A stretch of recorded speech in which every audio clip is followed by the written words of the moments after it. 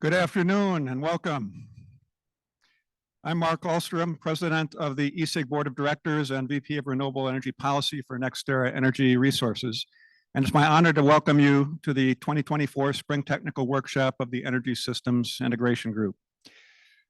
I see a lot of familiar faces, but many new ones as well. How many of you are here for your first ESIG workshop? Oh, wow. That's outstanding. That's what we want to see. That's great. This is my favorite workshop of the year. I think you're in for a real treat, except perhaps for the Forecasting and Markets Workshop, which will be June 11th this year in Salt Lake City, which is also really good. And then there's the Fall Technical Workshop, which this year will be October 21st in Providence, Rhode Island. And those of you who come regularly to the Spring Workshop, this one, we like this location. It could be a little bit warmer this time, but it's a great place. But the Spring Technical Workshop next year will be March 17 in Austin, Texas. And Julia has guaranteed me it's going to be sunny and warm in Austin. It's always that way in Texas, I guess. So let me tell you just a little bit about ESIG, and we're going to get into our keynote speaker and our industry summary here. So ESIG is a global member-based nonprofit organization for those of us supporting the technical aspects of grid transformation and energy systems integration. We do this through these workshops, tutorials, webinars, blogs, working groups, and task forces for our members, and by producing technical resource materials and briefing materials for decision makers. ESIG also serves a leadership role in the Global Power System Transformation Consortium, often called GPST, working to support a global clean energy transition at unprecedented scope and scale. I started attending ESIG meetings back in 2003, and I've been honored to serve on the board since 2016 because I believe that ESIG plays a very unique and important role. ESIG convenes key participants to chart the technical pathways in a way that is collaborative, reliable, economic, trusted, and sustainable. As you will see this week, by bringing together talented and dedicated technical people like you at the right time to talk about the right things, ESIG really does function as a catalyst to make progress faster and better.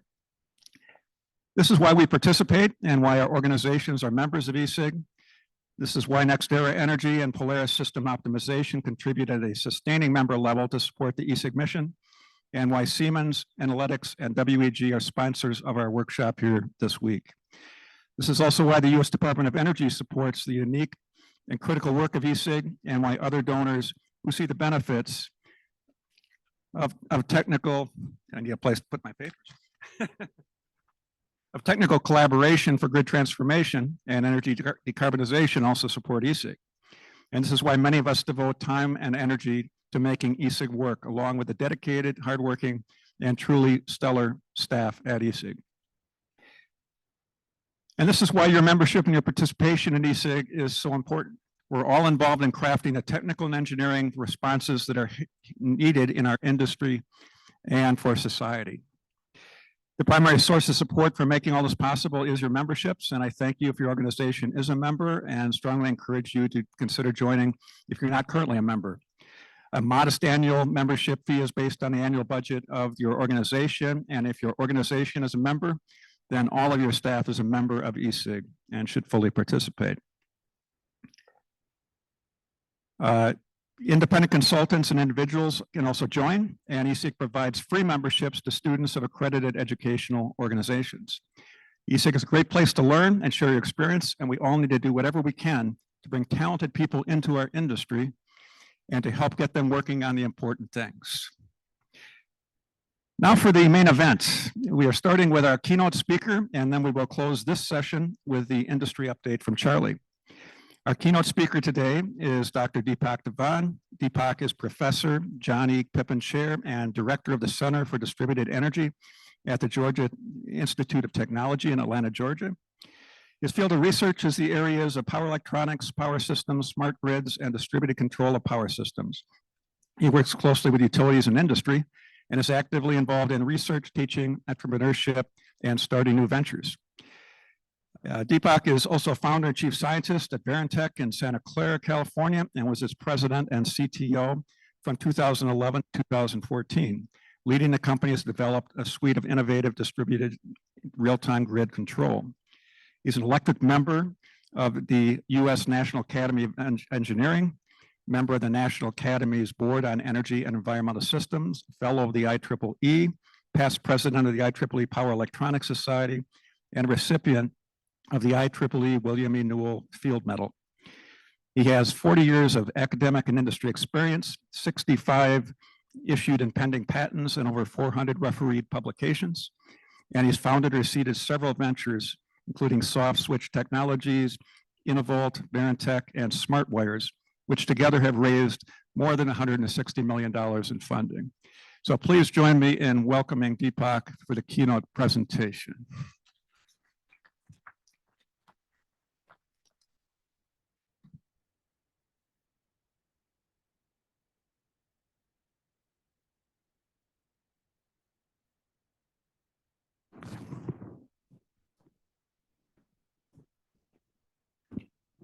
Well, thank you, Mark, and good afternoon, everybody. It's an honor to be here at ESIG and to share some of the thoughts, with you. I think I had the privilege of holding, Mark and Charlie and Julia captive in my conference room for almost a whole day, and I think it's the Stockholm syndrome, right? I mean, once you hold them captive, they get brainwashed, and I'm here as a result. So thank you very much for that. I think the timing is perfect. I mean, hopefully you've all seen the PS magazine outside talking about inverter-based resources, and it's something that did you guys really want to know so much about it? But we'll see. I mean, think about it. The power system that all of you guys run, has run very, very well for 50 years. Until these darn inverters came along, and now suddenly we got to figure out how the hell to get these things integrated back in. I have to confess, I come from the dark side. I'm one of the guys who designs inverters, and we've been trying to make these work with the grid. But if you want to blame it on somebody, I'm certainly out here, and I'll take all the tomatoes that you want to throw at me. So I'm going to talk today about a topic that has been actually near and dear to my heart. It's really, there is an energy transition going on. My worry is that is a disruption that's going on. And if it is, then, are we going to be able to manage? And, all the tools that we have, and they've worked very, very well for the last 50, 70 years. Are the same tools going to work, in the future for us? Is there a new paradigm? This is, I think, the conversation, and I think I want to treat this more like a conversation. I don't have a crystal ball. I don't, everybody who's tried to predict the future has been very, very wrong, and there's no reason why I should be right now. So I think the whole idea is to kind of raise a flag and say, guys, let's think about this as a community. Let's think about this together and see if we can get something going. So again, I think very quick, I'm part of the Georgia Tech Center for Distributed Energy, and after Verintech, went back there to really kind of start thinking about the future, think about it holistically. It's not gone on. What happened here? No. Delay. I think it had to go probably somewhere, Russia or China, and come back to signal where that's. So again, I think the idea here was that there was a need to kind of start thinking about solutions holistically, things that could actually be rapidly deployed and scaled. And had a lot of experience working with the utilities in terms of getting new solutions. And I know how painful it is. I never take my shirt off in public with all the scars on my back. You can see, this has been a very difficult, process. So, massive disruption going on the grid. Okay, that one came on. That's good. And we know this. We see this every day. You drive past it. You're dealing with it on a day-to-day life. PV and wind farms are coming up like mushrooms. Hundreds of gigawatts a year being deployed. Energy storage is coming up. And we're talking about 1,000 gigawatts by 2030. Green hydrogen. We're building plants that are in the 100 megawatt to 500 megawatt, kind of scale. We're seeing massive load growth. I mean, for every time we turn to ChatGPT for an answer, another data center has to be built with, somewhere between 100 to 500 megawatts of power going. So be very careful about how many times you tap that button. And then, of course, we have EV charging, that's starting to come up. And then now we want to electrify everything. From steel production, everything is going to be electrified. And oh yeah, by the way, climate change does exist, and we need to talk about microgrids and talk about resiliency. So we see this is a massively accelerating energy transition that's underway. I think it's irreversible for reasons that we'll see. And the question is, are we prepared for it? I mean, do we have everything in place? Most utilities, I think you guys are a minority because you're here. Most of the utilities in the US are still not thinking about these issues very carefully because they aren't seeing much of this on their systems at this point in time. So the question is, are we prepared? So I always kind of start conversations saying that, what are the questions that keep me awake at night? And I want to share some of these with you. So very good friend of mine, Terry Boston, was the CEO of PJM. He's retired now, but he was part of our National Academy Committee in the Future Grid. And he said, in 2010, there was not a single utility, oil, or automotive CEO who believed that EVs, PV, or storage would be cost competitive anytime soon. And 6 years later, they were all eating their lunch, okay? So when you have big companies, huge assets, huge resources, all the big consultants are working for them, how could they be wrong by so much? And, and nothing has changed. Things still seem to continue. So a few questions for you guys to mull over as I go through my presentation here. We have a wonderful grid, 1,000 gigawatts, right? And we have already got hundreds of gigawatts of PV and wind on it. So why can't we just keep going? Is there a new paradigm here that needs to happen or not? We are here because cost of solar has dropped. What happens if it drops by another 2 or 3 times over the next 5 years? Will things change, or will something become dramatically different? We talk about storage so much, but there are only 3 states in the US right now that have policies that allow you to kind of consider storage and come up with non-incentive based ROI that is reasonable. So is storage still important? I think it is, but we don't see that reflected back in the rest of the of the country. If it's gas generation, if it's only used for backup, when the sun doesn't shine and the wind doesn't blow, what are the dollar per kilowatt hour that you're going to have for that? And, how can energy be cheap if you have to build a whole new infrastructure, for those few hours when the things aren't, running properly? Can we build transmission at the scale that is needed? All the things that we're seeing, the one that's most worrying is when we talk to transmission operators, they're saying that non-wires alternatives are getting to be cheaper than wires alternatives. That's really very fundamental, and you need to kind of think about that. No, we are seeing, when we talk to, people who are building, data centers and charging stations at the edge of the grid's not going to be there. So they're all building generation behind the meter. Okay, and we are going to build more generation in front of the meter for resiliency purposes. So there's so much duplication going on. That needs to be kind of something to be worried about.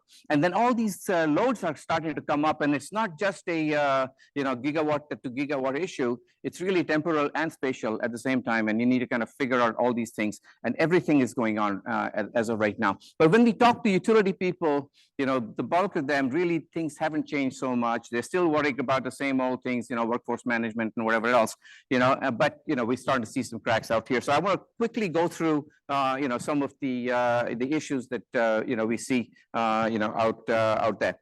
Okay, so what is causing the disruption? Clearly, there's some disruption that is going on. Okay, and I would kind of have you lean and look at those 2 charts that are there on the left. Okay, one is the learning rate for solar. Okay, which has been dropping 23% for every doubling in volume since 1975, okay, and continues to do so, okay? And on the right is batteries, and batteries also are on a similar 25% learning rate and continue to drop. And if you look at the drop in prices that have occurred from 2000, solar has gone from $850 a megawatt hour to $22 a megawatt hour. That's a 97.5% decline. There isn't anybody in his right state of mind who would have said that, hey, this is going to happen, guys, let's change everything because, prices are going to go down to 2% of what they were in the planning horizon that we actually have. And batteries are coming out, similarly. We keep talking about EVs. Well, e-trucks, e-semis, diesel semis cost 55 cents a mile to operate. E-semis cost 22 cents a mile to operate. If I have to build a coal plant to power my semi, I'll do it. It has nothing to do with anything other than the fact that it's an economic decision. Now, are all the costs there right now? No, but the trends are there. The trends are very clear. And if you go back and start looking at it, we see that it was some forward-leaning policies like the feed-in tariff programs that came out of Germany and other places that really triggered this drive to getting these solutions to grid parity. But it continues down at the same rate. Okay, so we see these exponential growth for storage on the right. We see DOE talking about 1,000 megawatts of solar coming on, in 10 years, and we are talking about EVs. If you look at 125 million EVs by 2040, which is the projected, that's 1,000 gigawatts of peak load just on 8% of those devices, vehicles charging at the same time. That's total US generation capacity. So we're starting to see some things happening out here that we don't pay attention to normally because we're focused on our own silos, but this is starting to become a very important consideration that we need to kind of look across. Well, let's take a look in the upper left. We see that solar is growing 34% a year, storage about 30% a year, vehicles about 60% a year, and the transmission is growing 0.25% a year. Okay, so this is really kind of one of the fundamental problems that we have. We see that fast speed of commerce is meeting the slow pace of regulation. How does it show up? Well, if you look on the chart on the lower right, we see that in 2020 you had about 1,000 gigawatts of bulk generation. Okay, 800 gigawatts of grid edge demand and a small amount of distributed generation. If you project that out to 2040, okay, you start seeing that there's a massive growth in bulk generation. There's a massive growth in edge demand, but we don't know whether the transmission can get all that energy over. So when we look at what industry is doing, they're actually doing distributed generation at big scale. Okay, so we started to see, maybe 800 gigawatts of distributed generation, going in because it's being forced there. They cannot rely on the grid being there when they need it. Okay, and that's all inverter based at this point in time. So we're talking about going from 200 gigawatts of inverter-based resources to 2,300 gigawatts. That's 11 times multiplier in about 20 years. Okay, that is starting to become very scary. And the problem is do we have the technology, the policy, and the economic solutions that are ready to kind of meet all of this? Yes, we are putting a lot of money into it. The Biden administration is putting $1.3 trillion, but it's deploy. What do you deploy? You can't put any unreliable solutions on the grid, right? Reliability goes down. So we are putting mature, proven solutions, which are 20th century solutions. The question is, will they solve the 21st century grid problems? What we're seeing is that probably not. And therein lies, I think, a fundamental problem. So the grid is under stress. And we see, I was at the every summer meeting in a couple of years back when all the CEOs raised their hand and said, yes, 100% decarbonization by 2050. But man, that's a goal. That's an aspirational goal. I don't know how we're going to get there given the way we are actually moving. We see that transmission is a big problem. I know FERC has said, you will cut down the interconnection queue, but okay, that's a mandate. But I mean, have we solved the problems that this group is out here to address? I don't think is the case. We see that the centralized grid that we are all comfortable with is now being transformed into a more decentralized and a distributed system. Do we know how to control it? Do we know how to use it? This grid is going to need dynamic balancing, inertial support, grid forming, damping, all of these wonderful things, and with a dispersed IBR base, and we're going to talk about that a little bit. And we see that the interconnection queue has gone up from 500 gigawatts to 2,000 gigawatts, and it's all IBRs at this point in time. And these are all really fundamental questions that we need to sit and worry about. Well, inverters, of course. I mean, we've been building inverters for 50 years. I mean, I know I've been designing inverters for at least 40, okay? And so, what's the problem? I mean, we know how to build good inverters, okay? And we can do them in bulk power, distributed edge, no problem, right? Except every inverter I've designed in my life has been to achieve its own objective function, okay? I meet the voltage, meet the current, meet the torque, meet whatever, right? This is different. In the grid, we are trying to sustain the ecosystem together, working together, And we start seeing that as you start putting more inverters out, you start seeing fundamental problems. You see stability issues. You see, the concerns of grid forming that were there part of the discussion, earlier today as well. We see, cyber issues in distributed and decentralized systems coming up. We see technology moving so fast that obsolescence becomes a big problem. We see interoperability is not just communications, it's really physics working together and making sure these things don't, and then we see standards, which we all rely on, lagging by 10 years. Okay, and then how does that move with the fast changing system? And we see proprietary controls. As an entrepreneur, I know my controls are all proprietary. Okay, so now how do you get all these things to work together? So lots and lots and lots of issues to to worry about, which raises my next set of questions that keeps me awake at night. Okay, so one was system level discussion. One, this is now dynamics, right? I mean, all these dynamics, how do you kind of manage that? Can we guarantee the stability and reliability of the grid that is dominated by IBRs? Are there standards that guarantee that there are no issues with grid integration of IBRs, particularly at scale? As millions of geo-dispersed IBRs from different manufacturers and technology generations are deployed, will they work together? Okay, I don't know if they will. How do we analyze, model, and simulate grids with millions of IBRs running nonlinear proprietary controls with poor system knowledge and comms and cyber challenges? And what type testing do we need before grid operators can allow installation? And then what happens if somebody changes a couple of lines of code? Does that mean you have to go through the whole process of testing again? And if you do, does that mean you guarantee stability? And the answer to all of these things is no. Okay, and therein lies, I think, the fundamental issue. So I would contend that we are really moving towards a new paradigm at this point in time. Okay, you can see this in this little simplified chart out here. The legacy, passive grid, wonderful. I love it. We've done, marvelous job with it, especially given that we had no computers, we had nothing when it was all being designed. So this really came from the physics of it. Okay, it's a fixed electromechanical plant.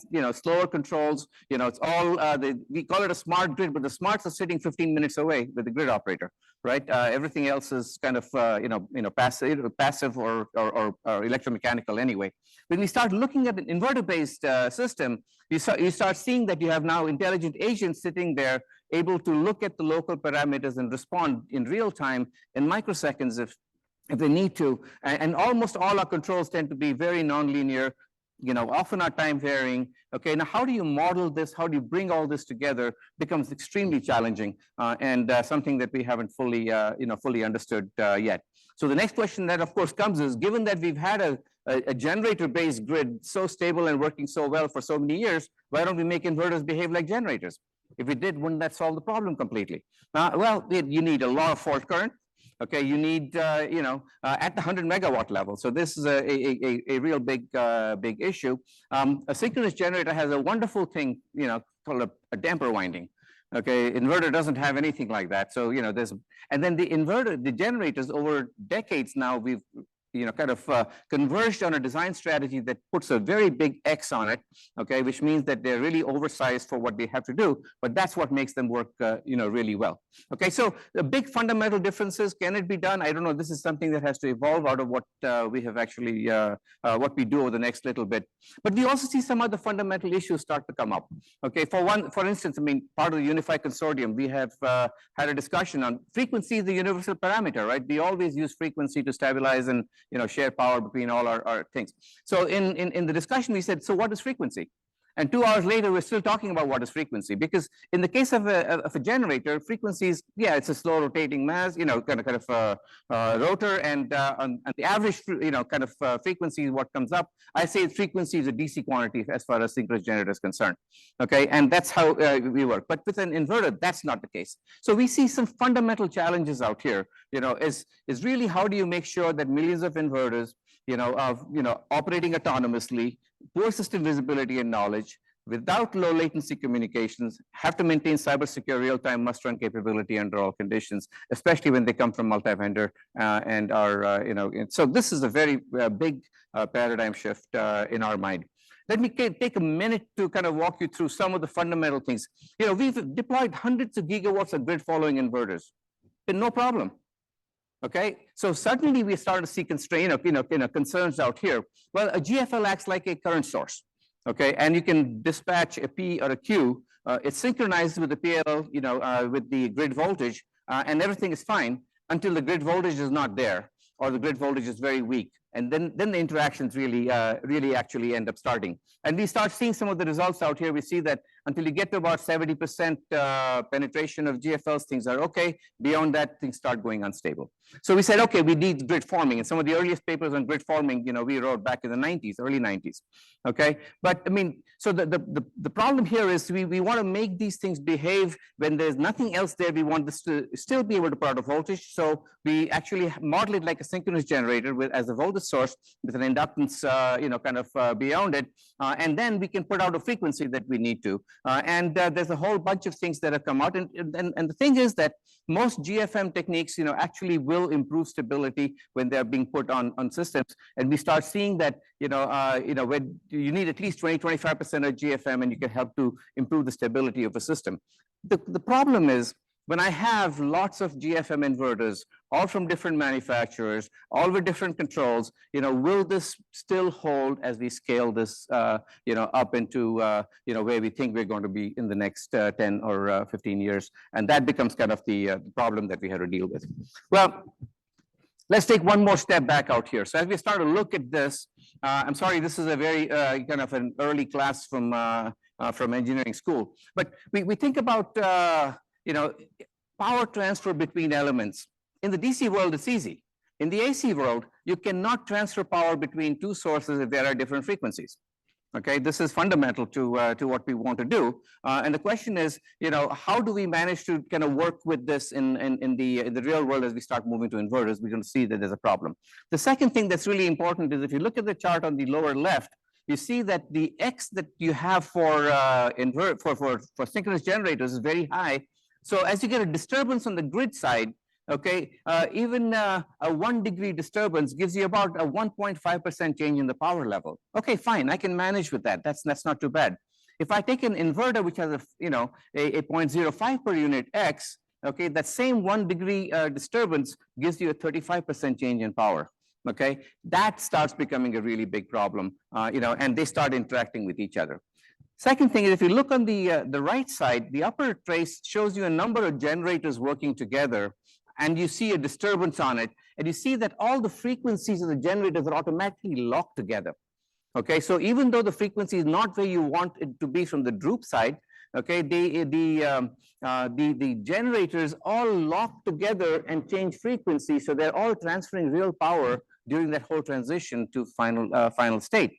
In the case of an inverter, because every inverter is measuring frequency locally, okay, and that depends on really, every inverter is measuring a different frequency and is responding differently, and that aggravates the possibility of interactions. So this is the kind of thing that we haven't fully grappled with, and we are beginning to see that this becomes a bit of a problem. Let's take it to multi-IBR systems. This is data from Hawaii. And this shows, operation with a big synchronous generator and multiple IBRs. One of them was a GFM. Okay, it had a very big disturbance. The frequency started going all over the place. Big disturbance was because the generator tripped off, and in about 57 seconds, the system came back and was back into stable operation. So it showed that yes, you had to have the GFM, otherwise this thing would have collapsed. Okay, but there was still lots of stuff happening out there. We've had discussions with grid operators who say that even with GFM inverters, they're having difficulty keeping systems with 4 or 5 GFM inverters stable. So this is worrisome. I mean, this tells you, and we can see that this is the case. We don't understand all the issues fully. Modeling and analysis, I mean, these are very large systems if you want to do a detailed analysis of it. The controls are very complex as well. And so again, we start thinking that, when you start looking at multi-vendor type of systems, I don't know how you guarantee stability. This is a big problem. And then finally, let's talk about, inertia. We think about inertia as being very good with synchronous generators, but then you put certain conditions on it and they don't like it. Okay, but if I take a inverter and make it look like a high inertia system, and then I put a phase jump on it, again, all hell happens, breaks loose. So what we find with inverters is because we are able to control the characteristics of the inverter, we can make it look like a high inertia when we want it to. We can make it look like low inertia when we want it to, and we can do this dynamically. Okay, we have more opportunity in terms of how this can help the grid, but this is not something that we have thought about and have been comfortable with. So I worry about this. I think that as we scale up with IBRs, especially GFMs that are kind of made by individual organizations without full coordination, I worry about the ability to keep the system stable. I think Julia was mentioning that you need about 1,500 gigawatts seconds of more inertia that the European operators are wanting to put on the system, because they're starting to see that this thing is starting to get less and less stable. I don't even know what cybersecurity in a distributed, decentralized grid really means, and how do you ensure that that is there. And again, I really worry about the fact that yes, we are beginning to see more and more of these issues, but I worry that can stability be guaranteed. We're part of the Unified Consortium. This has been started through DOE's CETO funding. And the idea is really to kind of look at future power systems with any mix of machines and IBRs at any scale, and to kind of build systems that are affordable, secure, reliable, clean, and resilient. And we've a pretty big group, and I'd encourage people from here to become a member of the Unified Consortium as well. Julia is extremely active out there. Deepak is very active. He's not here yet, I suspect. But again, the idea is that we're trying to anticipate the issues that are starting to show up, and to kind of create the forum where we can come up with solutions that talk about these interoperability conditions, right? So one of the first things we did was said, I think somebody earlier today asked the question, we keep analyzing what existing systems do. Can we pause for a second and say, what do we want it to do? Okay, and I think that's really the most fundamental thing we can do. Even if we don't have an idea of what we want or how to do it, it's important to kind of specify that. So one of the first things we've done is kind of come up with a set of specifications that to technical people sound extremely high level, but really as somebody who kind of works between those two layers, this is really how we kind of take information that is desirable from an attribute point of view and convert that into a specification. So things like support the grid, dispatch power output, damp oscillations, all of these things are very high. And then we have some outside normal conditions right through behavior, asymmetrical falls, abnormal frequencies, all phase jumps, all of these things, they now turn and convert into a specification that we can actually work with. Another problem that has come up frequently even today is a discussion. We started looking at the way that controls are done right now and where the most problematic elements are. So we kind of break this out into a transactive layer, which is a dispatch layer, that the grid operator says this is what we want the system to do. At the inverter level, we know what we can make the inverter do.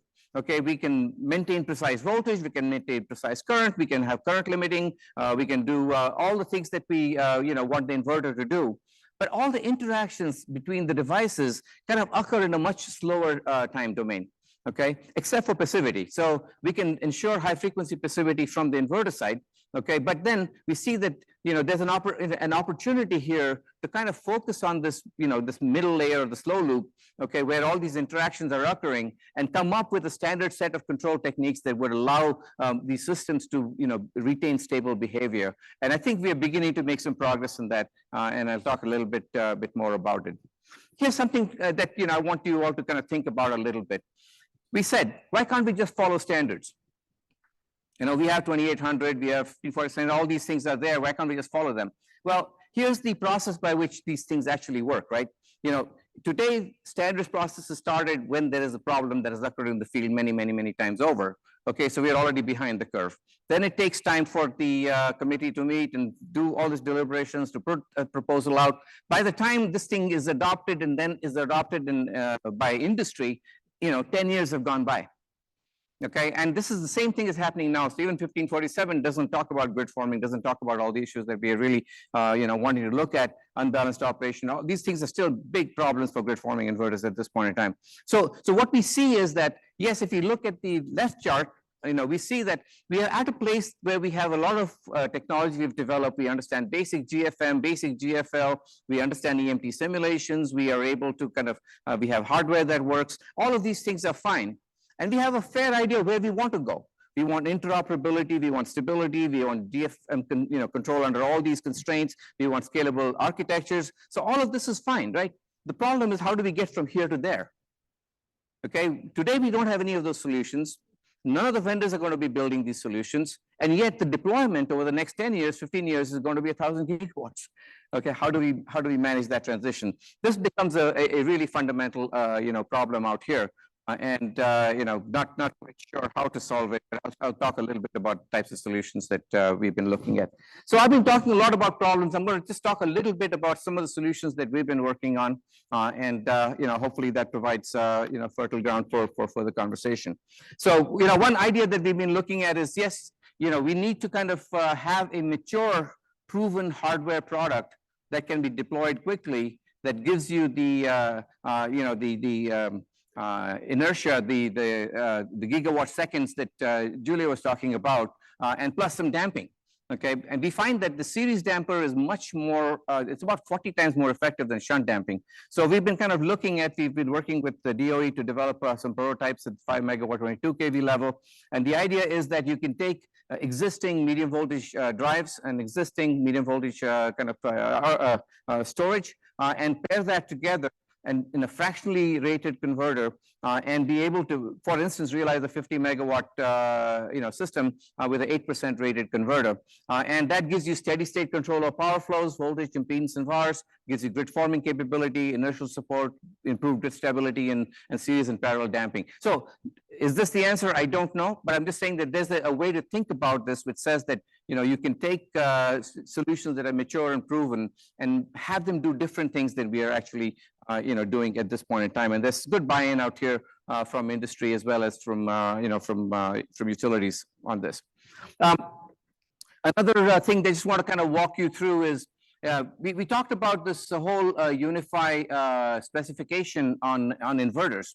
Okay, and so we kind of took something like that and said, what do we want the inverter to do? Okay, we wanted to, for instance, have at-will connect and disconnect from the grid. We wanted to automatically operate in grid connected or grid islanded mode. Okay, we wanted to be able to provide grid support as much as we need. We wanted to be able to form microgrid clusters, because when it's islanded, we want to be able to to work in that mode. And we kind of took that as the fundamental requirement and said, okay, let's kind of go about it. It ended up with a very weird, very non-linear type of controller, because everything was being heuristically driven by what we wanted it to to do, and all kind of comes in parallel. I think Charlie and Julia will vouch for, they've seen the demonstration, but this is kind of a random. So we built a system in our lab. Okay, it's got 2 microgrids in the grid, and what we do is we can essentially put a random sequence of events on it. Inverters don't know anything. Okay, they're just inverters with this Unicon code in it. So we slam 2 microgrids together. We apply load, we apply a fault, we clear the fault, we connect to the grid, and big phase jumps, big everything, and it's able to figure out what it needs to do and is able to do it.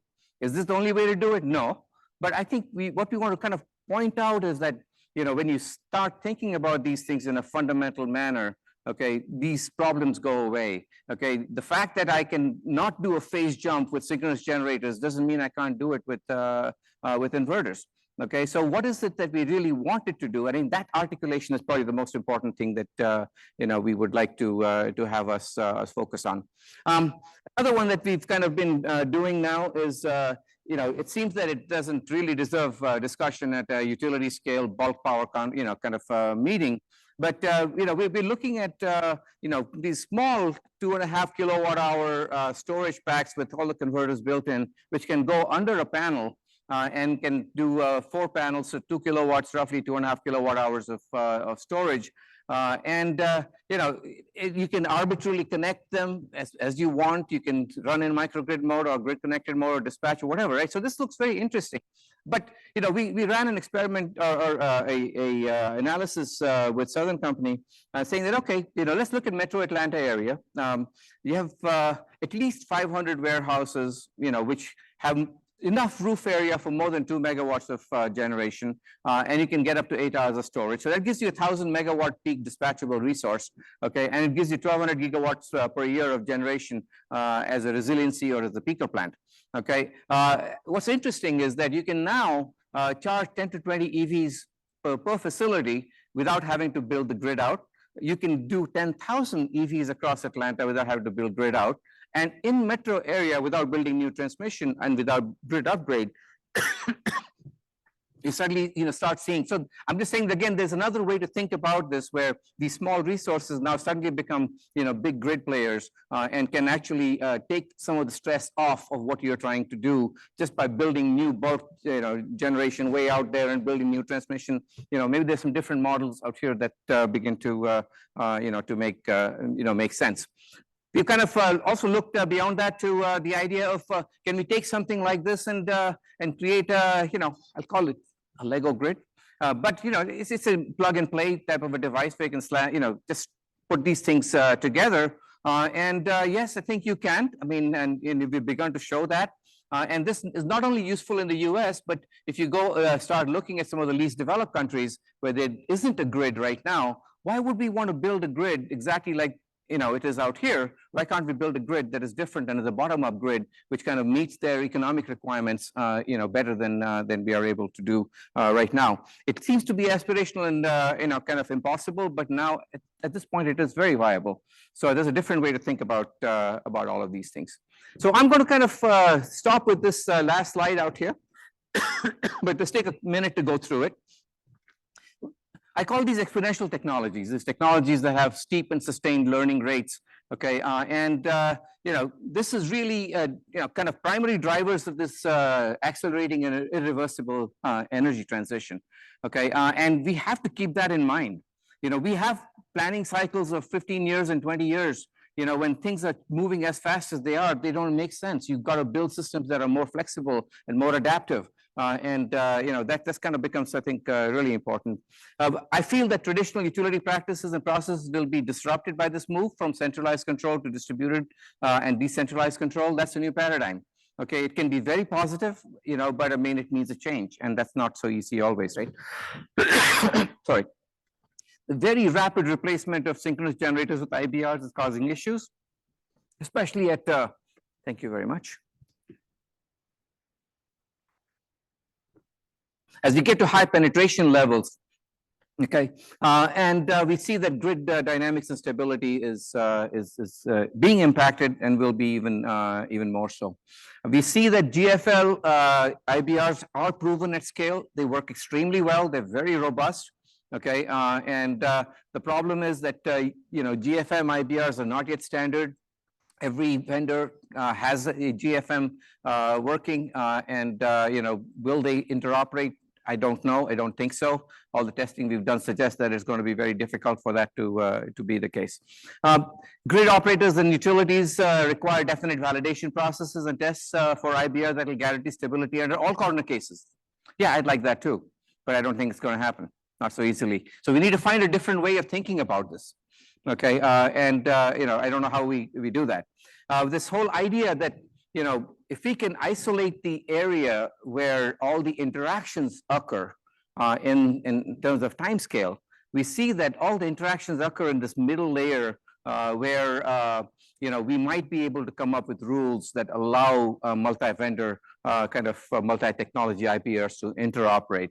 And that is really, I think, we are moving towards a DR dominant grid as per the EPRI 2021 report as well. And for that to work, I think something like that is really, really required. And then I think policy and regulation has a really important role to play. Okay, you cannot duplicate resources by not allowing behind the meter resources to participate and be controlled in a way that they can contribute. But that is not allowed. And if you can do that and you set the rules up properly, where the utility has a more expanded role in terms of what they can do, I think we can get to where we are trying to. Just a little plug out here. If these thoughts have been kind of interesting, this is kind of at the heart of the conversation we've been wanting to start. We haven't heard this conversation happening in the community that we have right now. Energy 2040 is a new book that is being printed by Springer and is just been released. I think the hard copy is maybe a couple of days out yet, but happy to kind of talk about that. So with that, with 2 minutes to spare, I'd like to open it for questions. Good afternoon, everybody, and let me join Mark in welcoming you again to the annual spring meeting and technical workshop of ESIG. So first, I'm going to give a quick overview of the policies and guidelines for the meeting. We've tried to formalize these a little bit more in recent past. First of all, don't believe anything that you hear here and only half of what you see. This is our disclaimer. It's okay, the antitrust guidelines.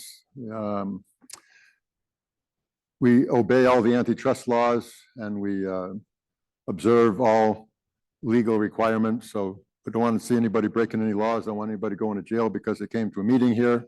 So I'm sure you'll all be on your best behavior.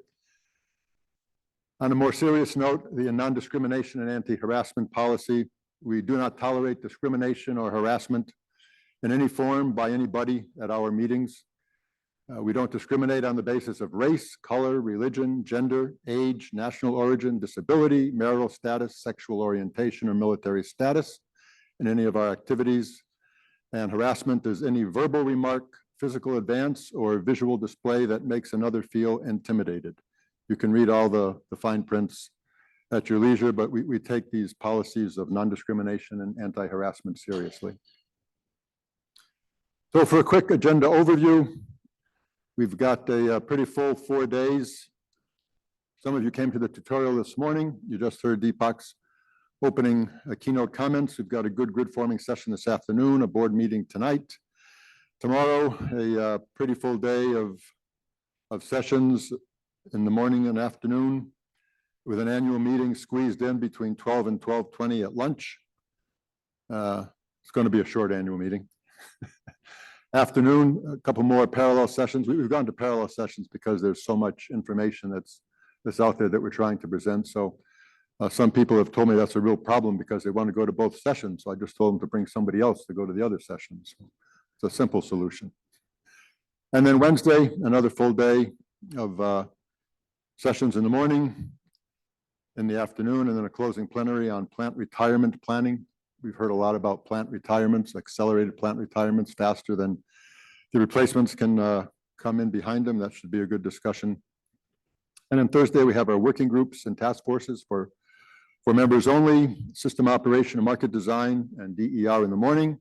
The afternoon, research and education and system planning. And then all day Thursday, a joint reliability working group, a special topic workshop that's jointly sponsored by the Reliability Working Group and the GPST on system oscillations. If you haven't signed up for that and you're interested, see Ryan in the back. He'll take care of that. So a quick little walk through some recent events. This one I picked out because I thought it was a pretty interesting graphic. It shows the average temperature or the maximum temperature above the average from 1991 to 2020, and averaged across the globe. And for 2023, in that red line that you see up there towards the top, approximately 0.9 degrees C warmer for the month of September than the average for the prior, 20, 30 years. And a lot of people thought that Nick Miller was responsible for that first quote up there. Absolutely gobsmackingly bananas, but that wasn't Nick's, that was actually some weather forecaster. Extraordinary was another term that was used. We've never seen a record smashed by anything close to this margin. And then Copernicus, the European Weather Association said in September they expected the year to end up about 1.4 degrees C above the pre-industrial levels. And as you'll see in the next slide, we ended up at about 1.48 degrees C above the pre-industrial levels. And I'm sure you're all familiar with the 1.5 degrees C sort of warning from the IPCC of the UN. So we're getting close to those levels. It's concerning to a lot of people for a lot of reasons. So maybe if I unplug it and plug it in again, I'll fix this mess. I have that feeling all the time, by the way. I'm sure many of you do too. That's with my computer. Okay, a little look at the Lazard data. Lazard stopped. You know that I like to show the Lazard data because even though you can argue about the details on it, it is a consistent set of assumptions used to calculate the levelized cost of energy. And in this particular graph also includes a sensitivity to tax credits across a full gamut of energy sources. They stopped doing this for a little while just after COVID because the disruption in supply chains and the financing difficulties, it was hard to tell exactly what was going on, but they've started again, and these sets of graphs are from their last report. So you see two vertical lines, a gas combined cycle unit, which is around $40 a megawatt hour. And then you see the gas peaking unit, which is up around $120 a megawatt hour. And then you see a black line, which is an unsubsidized cost of energy. And below each black line, you see a blue line, which is the subsidized cost. And it's got two bars. One is without the subsidy for domestic content. That's the lighter line to the right. And then if you include the subsidy for domestic content, you see a little hatched line to the left. So looking down there, just at a couple of numbers, utility scale, PV with the PTC, the unsubsidized cost at, I'm just going to talk about the low end. You can look at the range, but the low end numbers particularly of interest to me. The $24 megawatt hour unsubsidized cost going down to $0 a megawatt hour with the subsidies. And you look at the similar sort of numbers for wind onshore, $24 a megawatt hour unsubsidized going down to $0 a megawatt hour with subsidies. You can see the other ones with storage, for example, solar PV with storage, $46 a megawatt hour unsubsidized, 31 subsidized. Wind with storage onshore, $42 a megawatt hour unsubsidized, $12 a megawatt hour subsidized. As Deepak said, these are the numbers that are driving the energy transformation. Nobody ever anticipated we'd be seeing numbers like this at this time. Unsubsidized wind LCOE over time, just looking at those bottom numbers again over the last 10 years, you can see it's gone from somewhere up in the mid 40s per megawatt hour down to the low 20s per megawatt hour. And similarly with solar, unsubsidized numbers going from up around $100 a megawatt hour, again down to the low 20s per megawatt hour. So a very persistent and constant trend. Deepak showed some pretty interesting logarithmic scale numbers, and if you extrapolate those in the out years, there's still some significant decreases that could potentially take place. And it's interesting that all of the projections that have been made in the past always have a bit of a leveling off effort when you get down to the $20 megawatt hour range, because the people making the estimates scratch their head and say, how can this continue? It's impossible. Well, maybe it is, but then again, maybe it's not. Hydrogen. So green hydrogen, the black bar is the unsubsidized cost. The blue bar is the subsidized cost. The dollars are in dollars per kilogram. That footnote there, the DOE hydrogen shot seeks to reduce the cost of green hydrogen from $5 to $1 per kilogram, which is about $8 a million BTU, competitive with fossil fuel sources of hydrogen. So right now, hydrogen from the PEM, proton exchange membrane electrolyzers, up in the $5, $7 a megawatt hour, with the subsidy down in the $1.50 to $4 a megawatt hour. The subsidies for hydrogen production are huge. You can see it. The subsidized cost is just not even underneath the unsubsidized cost. And then for the alkaline electrolyzers, the unsubsidized cost, $4 to $6 a kilogram of hydrogen, and the unsubsidized cost down to $1 to $3 a kilogram. Those numbers have tremendous implications. Those old NextEra energy projections, remember the ones from late 2022 that I showed before? NextEra predicting that solar with battery storage in the $20 to $30 a megawatt hour range, and we see that already today. Later this decade with the IRA, wind coupled with a 4-hour battery in the $14 to $21 a megawatt hour, we're just about there. Solar with batteries, $17 to $24 a megawatt hour. We saw those odd numbers, we're just about there. In fact, we are there. An existing natural gas fired power plant, $35 to $47 a megawatt hour to operate, assuming gas in the $4 a million. And we are experiencing that. So I think those projections were pretty good back a few years ago. And just from this month, news item, Florida-based NextEra, the largest renewable energy developer in the US, plans to double its operating fleet to 64 gigawatts by the end of 2026. So 32 to 64, that's 30 gigawatts over the next less than 3 years.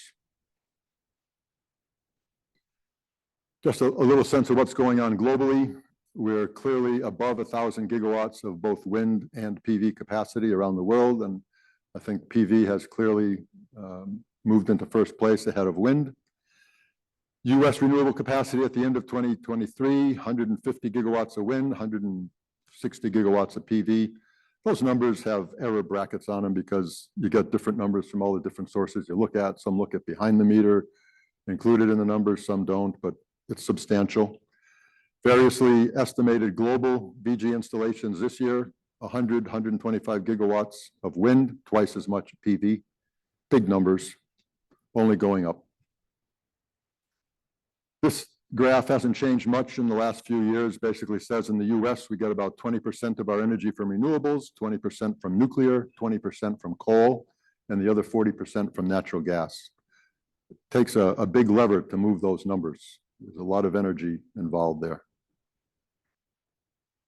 Outlook for the future from various sources, looking at wind growth from 2024 on, 10 to 20 gigawatts per year.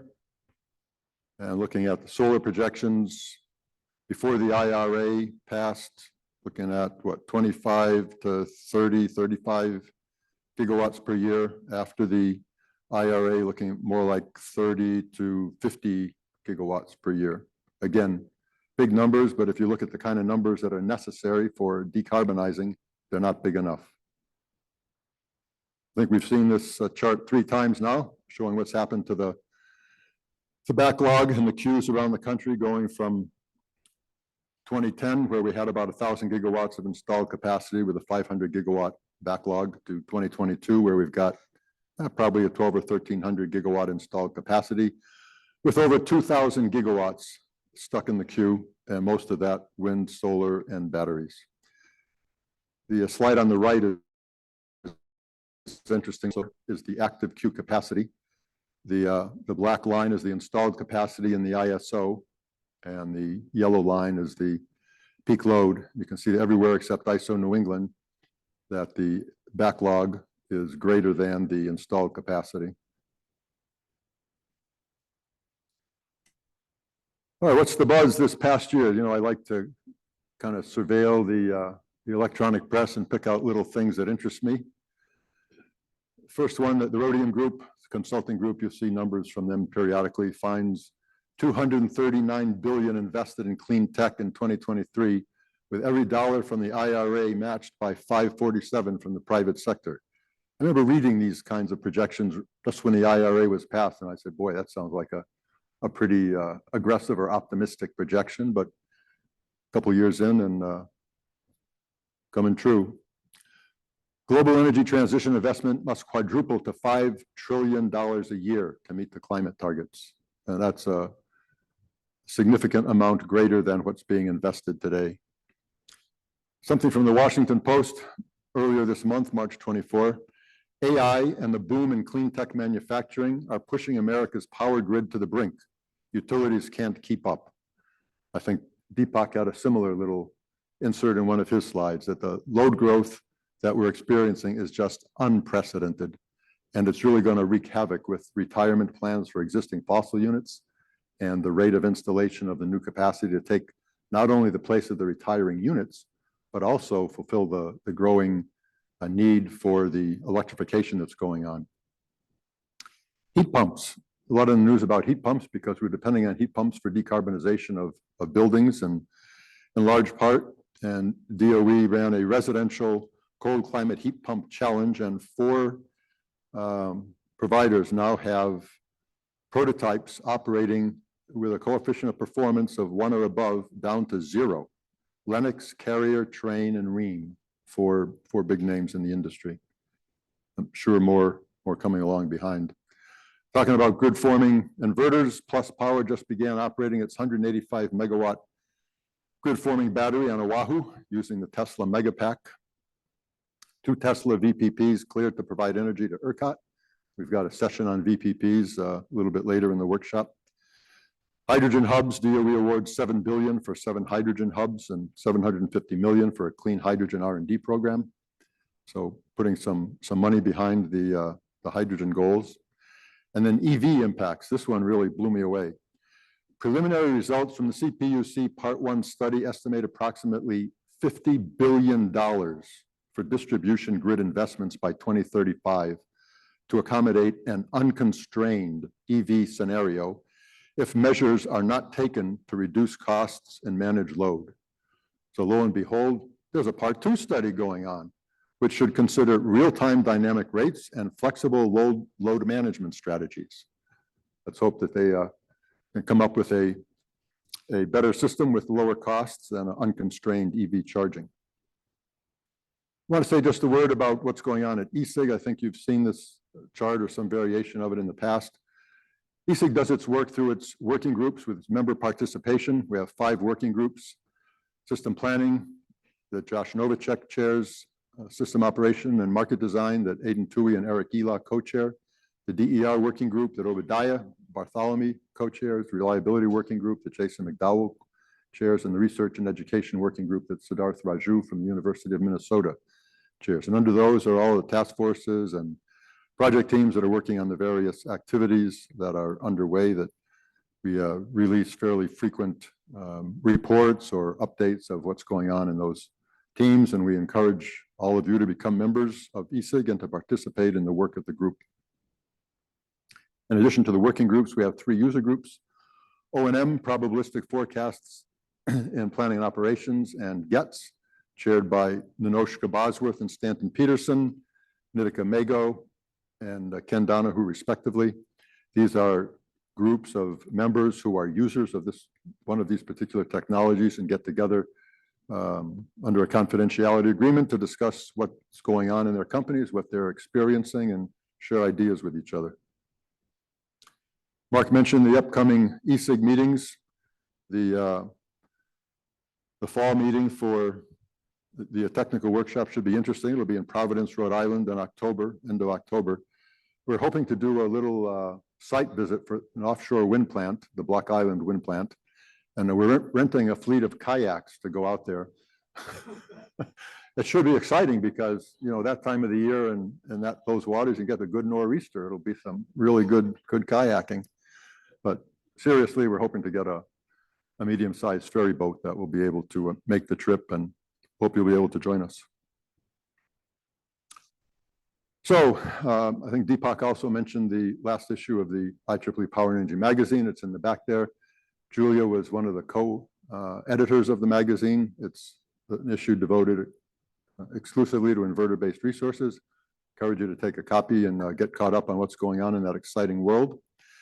And as usual, I want to welcome our visitors from around the world: Australia, Belgium, Canada, Chile, Denmark, Germany, Ireland, Japan, South Korea, United Kingdom, and I can't forget the great nation of Texas. So welcome to all of you. Can I just see a show of hands for those from visiting us from far places? Okay, including Texas. All right. You know, at dinner last night, there was some talk that maybe Texas would build a transmission line to the United States and become interconnected, but you know, no guarantee that that would actually happen. Okay, thanks, everybody. Hope you really enjoy the time that you spend here. Hope you do get a chance to make some new friends, and look forward to talking with you over the next couple of days. Thank you, Charlie. So if you're new here, you've all been hearing already about Julia this, Julia that. She's going to be moderating the next panel, where we'll get more great stuff on that. We are sliding everything back by 15 minutes, so you have until 3:15 when we'll start again right here. And as Charlie mentioned, networking is a very important part of ESIG events. So please meet and greet everybody, meet people you didn't know, make new contacts here. It's very important for our industry and I think for all of us that we really figure this out together. So that's what we're here for, is to find those pathways forward together. Enjoy the break. We'll see you at 3:15.